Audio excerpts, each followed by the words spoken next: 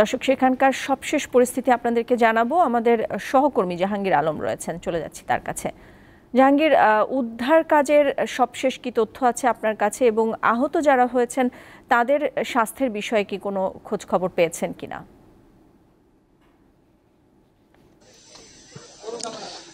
জি নাদিরা, আপনি যেমনটি বলছিলেন যে বেলা 11টার দিকে আসলে ঢাকাগামী একটি যাত্রীবাহী ট্রেনের সাথে উত্তরবঙ্গগামী একটি তেলবাহী লরির সাথে মুখোমুখি সংঘর্ষ বাধে, এবং সংঘর্ষের পরপরই কিন্তু যাত্রীবাহী ট্রেনটি দুমড়ে মুচড়ে যায় ইঞ্জিনের অংশ।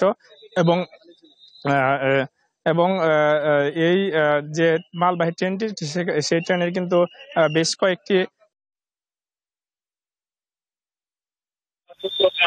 চালাচ্ছে। এখানে কিন্তু বেশ ভিড় দেখা গেছে, তবে ট্রেনে কিন্তু বেশ বেশি পরিমাণে যাত্রী ছিল না বলে দুজন নিহত হয়েছে, এছাড়া বেশ কিছু আহত হয়েছে। আহতের সংখ্যা যাত্রী কম থাকার কারণে আসলে কম হয়েছে, তবে যারা আহত হয়েছে তাদের উদ্ধার করে ফায়ার সার্ভিস এবং কর্মীরা বিভিন্ন হাসপাতালে নিয়ে গেছেন, এবং স্থানীয়রাও এখানে উদ্ধার কাজে সহযোগিতা করেছেন, তাদের হাসপাতালে ব্যবস্থা করেছেন। তবে এই মুহূর্তে কিন্তু আইন শৃঙ্খলা বাহিনীর বেশ সংখ্যক লোক এখানে উপস্থিত রয়েছেন, এবং উদ্ধার তৎপরতা ইতিমধ্যে রেলওয়ে কর্তৃপক্ষ চেষ্টা চালাচ্ছে।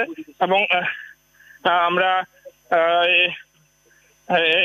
গাজীপুরের জেলা প্রশাসক কিন্তু এখানে উপস্থিত হয়েছেন। এই মুহূর্তে আসলে আমরা জেলা প্রশাসকে চেষ্টা করতেছি আসলে জেলা প্রশাসকের বক্তব্য আমরা দেখানোর জন্য, এবং এই মুহূর্তে আমরা যাচ্ছি জেলা প্রশাসক বক্তব্য নেওয়ার জন্য, এবং পাশাপাশি কিন্তু উদ্ধার তৎপরতা চালাচ্ছে। আমরা দেখছি এখনই আমরা জেলা প্রশাসকের বক্তব্য দেখাচ্ছি এই মুহূর্তে।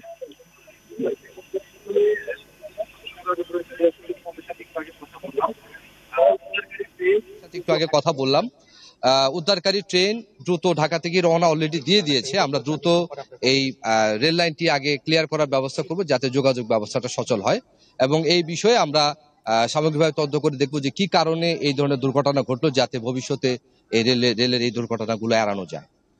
এই দুর্ঘটনার কারণে দুই দিকে কয়টা ট্রেন বা কোন কোন অঞ্চলের ট্রেন চলাচল ব্যাহত হচ্ছে আপনার জানা আছে কিনা?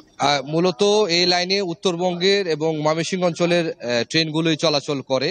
এই মুহূর্তে বন্ধ করে দেওয়া আছে সকাল থেকে, যেহেতু আধা ঘন্টা আগের ঘটনা, বেশ কয়েকটি বন্ধ করে দেওয়া আছে। আমরা রেল কর্তৃপক্ষের সাথে যোগাযোগ রাখছি যে দ্রুত যাতে এই যোগাযোগ ব্যবস্থাটি আবার ঠিক করে রেল যোগাযোগটা সমন্বিত রাখে, এবং দ্রুতই এই ব্যবস্থা গ্রহণ করা হবে।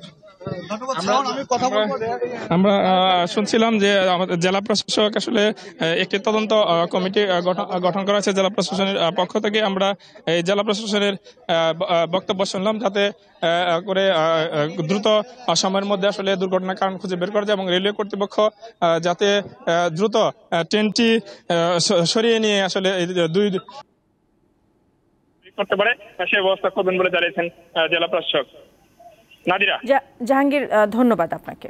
দর্শক, গাজীপুর থেকে জাহাঙ্গীর আলম যুক্ত হয়েছিলেন এবং জানাচ্ছিলেন ট্রেন দুর্ঘটনা, জয়দেবপুরে যে ট্রেন দুর্ঘটনা হয়েছে সেখানকার সবশেষ পরিস্থিতি।